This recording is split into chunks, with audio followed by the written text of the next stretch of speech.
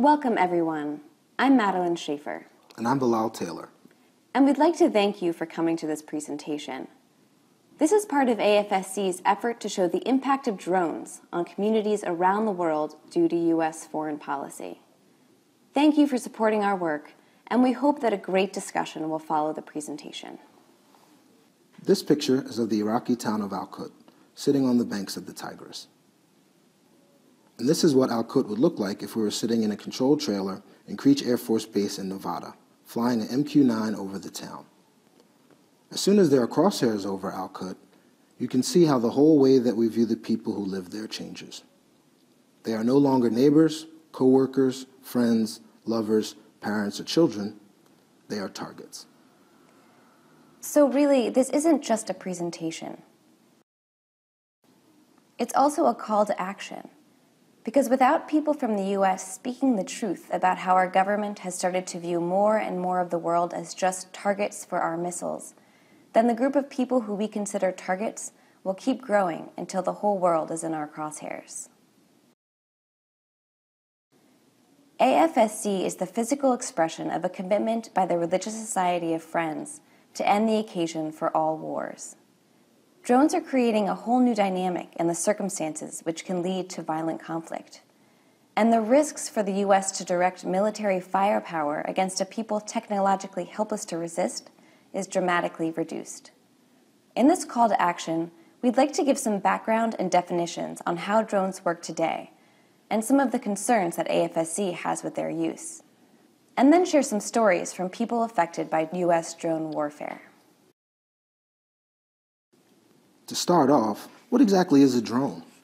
The Pentagon prefers the terms unmanned aerial vehicle, UAV, or remotely piloted aircraft, RPA. However, drone is still the most widely accepted term. While we'll mainly be talking about aerial systems, there are more sea and land-based systems that are coming to the market every year. A drone is a remotely controlled vehicle, boat, or plane that is capable of being mounted with a variety of weapons and surveillance equipment. So how many people here have heard the term militant used by the media surrounding the drone war? It's a very common term used to describe who the CIA is hunting with drones. But it wasn't until May 2012 that a journalist from the New York Times had the bright idea to ask the administration what they actually meant when they said that. This was the response that the administration gave: a military-aged male estimated to be between the ages of 16 and 60.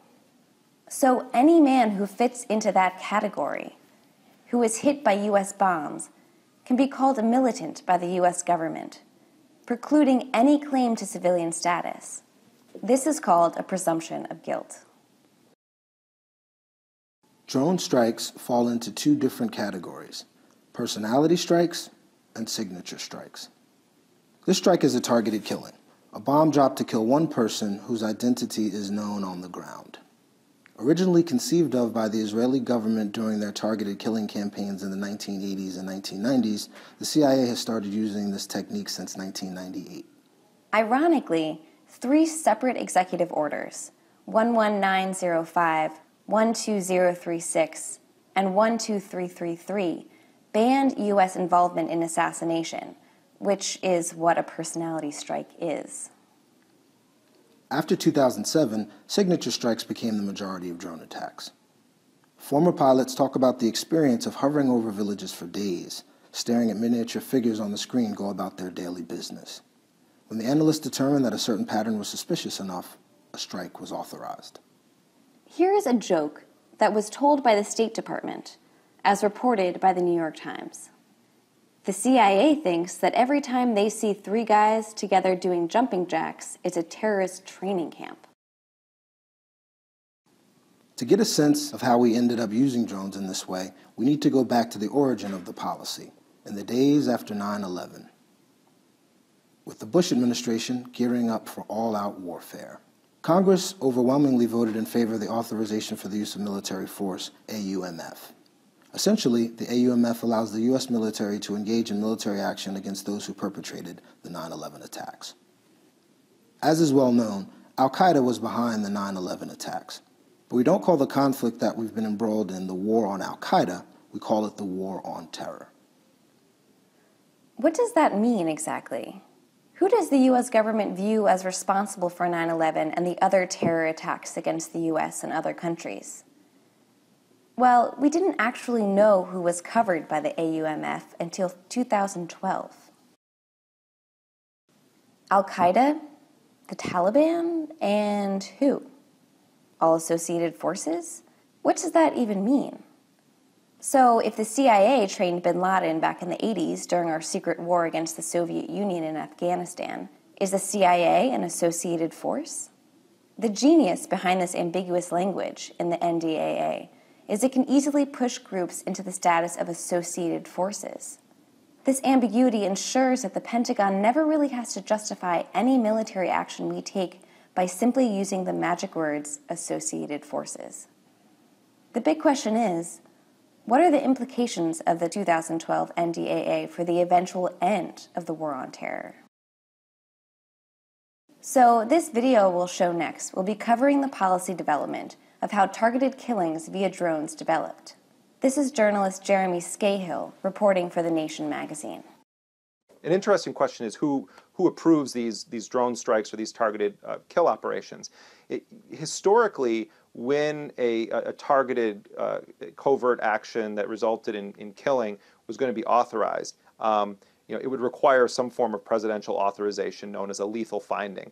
And there was great debate within the Clinton administration in the 1990s over whether or not the president should even authorize these kinds of targeted killings. And on a few occasions, President Clinton did in fact issue lethal findings, but it was hotly debated within his administration. It was extremely controversial, and there were very prominent foreign policy figures that argued internally in the Clinton administration against the president authorizing targeted killing operations because they felt that it was illegal under U.S. law. It was tantamount to an assassination. I mean, we use the term targeted killing. We're talking about is assassination, but it would require presidential approval. And it also would require congressional oversight because these actions were not to be undertaken by the military. They were to be undertaken by the Central Intelligence Agency, and that means that Congress has to be briefed on those operations. What President Bush did was he and Donald Rumsfeld when he was defense secretary and Dick Cheney when he was vice president, they viewed the CIA as a liberal institution, which is kind of hilarious if for anyone who knows the history of the CIA. But they were real believers in that the CIA was a liberal institution and that Congress was messy, that Congress had no business being involved with this, particularly liberal Democrats on the Intelligence Committee had no business sitting in on briefings where targeted killings were going to be discussed. So what Bush and Cheney and Rumsfeld did is they started to issue a series of covert orders within the military authorizing U.S. military forces to start engaging in targeted kill operations that once were the sovereign realm of the CIA. And what that meant was that Congress was no longer briefed on these operations and that it was the combatant commanders, the generals that ran CENTCOM, U.S. Central Command or Southcom or Special Operations Command, they were given great latitude to authorize targeted kill operations because it was a military operation. It was called preparing the battlefield. And that's the era we're living in now. President Obama has extended those authorities, which means that around the world, you have individuals within the U.S. military that probably often do consult with the president about this and want authorization, but they don't have to. They can authorize a targeted killing operation if they have actionable intelligence. And that's something that's relatively new within the U.S. national security apparatus. What's particularly dangerous about it, beyond the idea that we're just assassinating a phenomenal number of people, is that Congress seems to be totally sidelined, and quite frankly, not many Congress members seem to care. And to me, that's a real scandal. They're sent to Washington to be the voice of the people, and if they do not have an oversight function that's respected by the military or the CIA or the executive, that's a real crisis because these are literally life and death decisions that are going to have far-reaching implications going forward for U.S. foreign policy and for global peace. Now that you have some of the background for the way the drones have developed, let's hear some stories from the communities affected by the drone war. Looking back at the AUMF, we know that the legal authorization to use drones is extremely broad. How broad exactly is the current extent of the U.S. drone war? which happens to correspond with most of the countries that we're currently targeting for covert action under the War on Terror. To be clear from the beginning here, like the number of casualties caused by drones, we simply don't know the exact details. We have independent journalists who do research on the drone war, but official U.S. government information is classified. The Obama administration still doesn't acknowledge the existence of the CIA drone program. So where is the drone program operating, and what have the consequences been? While most of the concentration in the media, and even in this presentation, is on the use of drones outside of what are called hot war zones, the most drones are still used by the U.S. in our last remaining open war, Afghanistan. During the U.S. invasion and occupation of Iraq, we used drones extensively as part of the overall counterinsurgency strategy developed by the U.S. military as a method of control over the Iraqi population, part of which depended heavily on constant surveillance.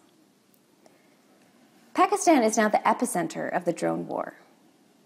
If you've heard anything about the drone war before coming to this presentation, it was probably about Pakistan. Drones have been active in Pakistan since 2004, bombing the border regions with Afghanistan, an area known as the federally administered tribal areas. Yemen has been another major area of focus in the War on Terror, designated as the hub of al-Qaeda in the Arabian Peninsula, the largest existing branch of al-Qaeda. Yemen has the second largest number of people killed by drones outside of a war. Somalia's al-Shabaab organization, which is said to be affiliated with al-Qaeda, has also been the target of U.S. covert action, including drone strikes and extensive surveillance by the U.S. military during Operation Enduring Freedom, Horn of Africa. This has further fragmented Somali society. Iran has not had a U.S. drone missile strike within its borders. However, it is a priority target for flyovers by the CIA's drones. One of the U.S.'s most secret drones was captured by Iran, the RQ-170, after it lost contact with its handlers in 2012. During the NATO-led intervention in Libya in 2011, Operation Odyssey Dawn, U.S. drone pilots flew MQ-1 Predators against Muhammad al-Qaddafi's forces, resulting in civilian casualties. An Amnesty International report says that at least 55 civilians died as a result of the NATO bombing. During the French intervention in Mali, the U.S. did engage in military cooperation against al-Qaeda in the Islamic Maghreb, the al-Qaeda affiliate group in northern Africa, and Ansar Dine, another group the Department of State claims is affiliated with al-Qaeda. While there are no confirmed instances of American drones dropping bombs in Mali, U.S. drones have done surveillance and target spotting for the French military. In the Philippines, American Special Forces and Operation Enduring Freedom Philippines have been using drones against the island of Mindanao, which has historically been a primarily Muslim area. The Filipino group Abu Sayyaf and the Indonesian group Jemaah Islamiyah are the primary targets of the covert action. We aren't able to go into every single one of these countries in detail, but we'd like to highlight several key stories from these areas of the drone war that are illustrative of larger concerns raised by drones. We'll start off at the beginning of the drone war. It's 4 months after the beginning of the war in Afghanistan. Bin Laden is suspected to be hiding in a cave somewhere near the border with Pakistan. Drone operators for the CIA were flying an MQ-1 Predator over the former Mujahideen fort of Zahwar Kili, a network of caves near the Pakistan border. Spotting 3 men on the ground, a data analyst hypothesized that the tall man in the group was possibly Bin Laden, who was 6'5". The operators requested clearance for a personality strike, and after receiving it, launched an AGM-114 Hellfire missile. The MQ-1 was operating at around 11,000 feet, too high up for the naked eye to see. The Hellfire, by that point traveling faster than the speed of sound, slammed into the ground and detonated before the men were even aware that there was a missile or a plane targeting them. During a press briefing at the Pentagon on the strike, Pentagon officials stuck to the official line that bombing the target was justified. However, it seemed that they weren't quite positive as to who they struck, which seems counterintuitive for a targeted killing operation based on identified individuals. It came out later that the 3 men were local villagers from the villages of Patalan and Lalasa, collecting scrap metal from old bombs left over from earlier U.S. airstrikes, which they could resell at 50 cents a pound. Thus, the modern drone war started. Fast forward 9 years. Some of you in the audience may have heard this story from Yemen, or at least one of the main characters in it, Anwar al-Awlaki, the first American citizen to be put on the kill list of the CIA. This story takes place a month after he died in northern Yemen. And it's not about Anwar, but his 16-year-old son, Abdul Rahman. Abdul Rahman was sitting outside a cafe in Azan, Shabwa province, Yemen, when a CIA-piloted drone fired into the cafe, killing him and his 2 cousins, who he was having dinner with, in what they called a signature strike. The video that we're about to show was put together by the ACLU and the Center for Constitutional Rights about their lawsuit against the U.S. government on behalf of Abdul Rahman's grandfather, Nasser. We only target al-Qaeda and its associated forces. And even then, the use of drones is heavily constrained.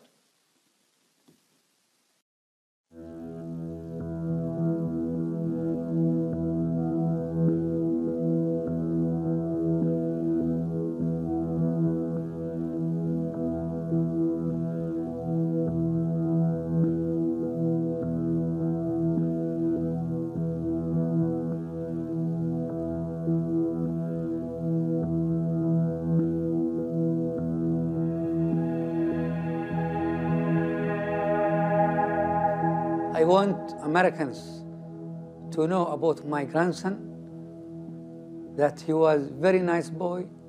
He was a very caring boy for his family, for his mother, for his brothers. He was born in August 1995 in the state of Colorado, city of Denver.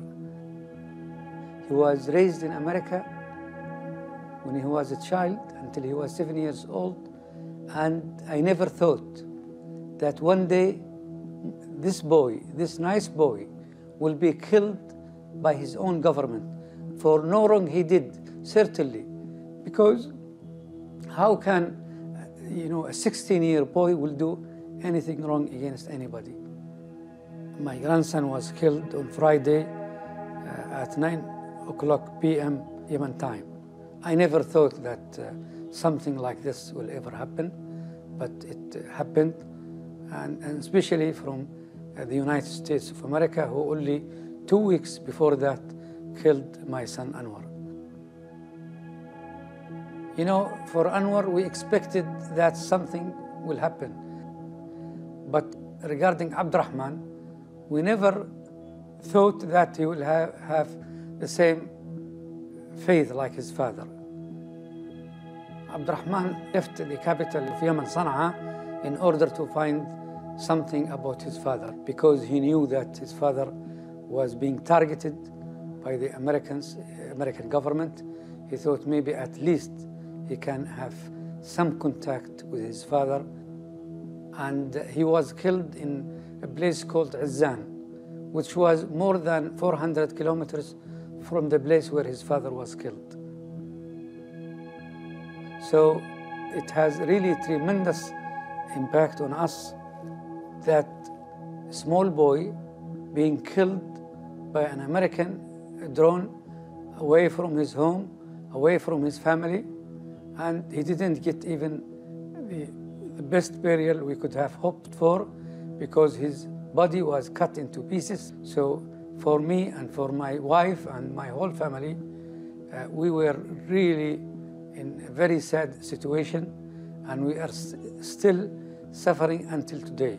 So I hope that any American will look to what happened to my grandson as some injustice.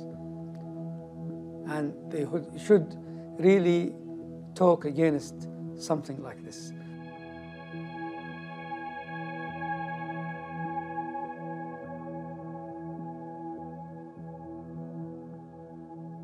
So what was the Obama administration's response to the media furor after it was learned that the CIA had killed a 16-year-old U.S. citizen? Let's hear from Robert Gibbs, the White House press secretary at the time. Do you think that the killing of Anwar al-Awlaki's 16-year-old son, who is an American citizen, is justifiable? I'm not going to get into Anwar al-Awlaki's son. I know that Anwar al-Awlaki renounced his citizenship. His son was still an American citizen. Did great harm to people in this country.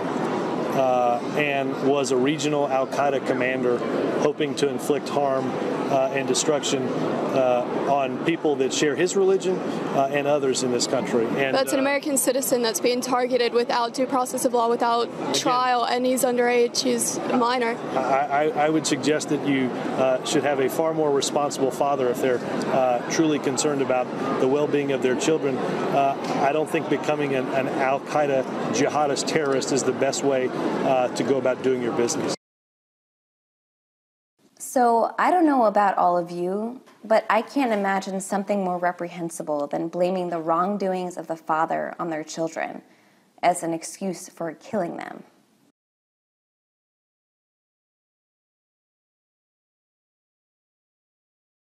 These stories are the tip of the iceberg of the war on terror.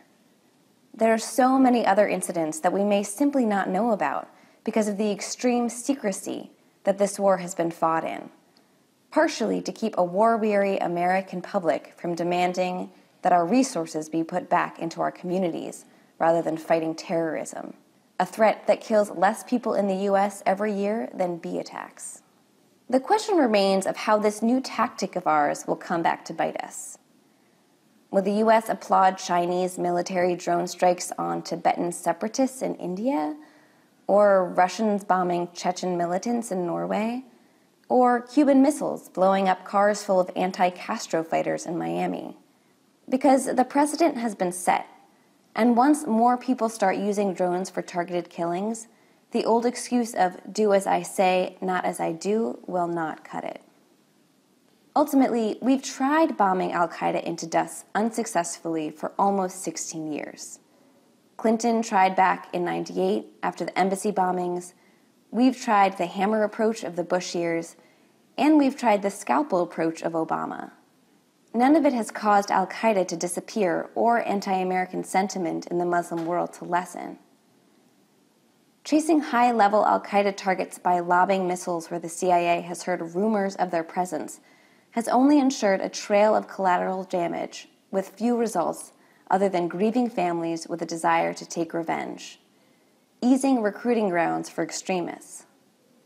In our quest to kill one man, Ayman al-Zawahiri, just between 2006 and 2008, the U.S. killed 116 people in drone strikes at places where the CIA thought he was. Ayman al-Zawahiri is still alive to this day and now leads al-Qaeda. So, if the drone war isn't working, why are we still engaged in it? It serves someone's interest to prolong this war, but whose exactly? The Congressional Unmanned System Caucus, with 48 members, and the Senate Unmanned Aerial System Caucus, with 10, is an obvious place to start. Most of these members have overlapping appointments on intelligence and defense committees, as well as other major financial connections.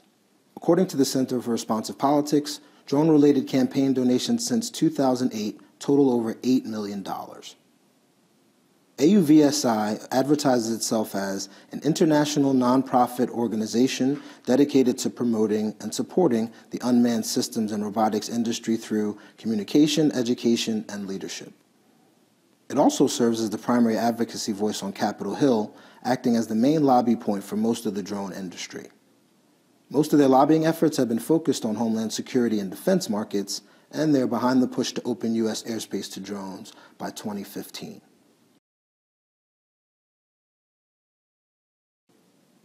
The Pentagon's procurement of drones is increasing exponentially after the U.S. Air Force published its Unmanned Aerial Systems Flight Plan in 2009, with drones slated to fill 50% of the Air Force by 2018.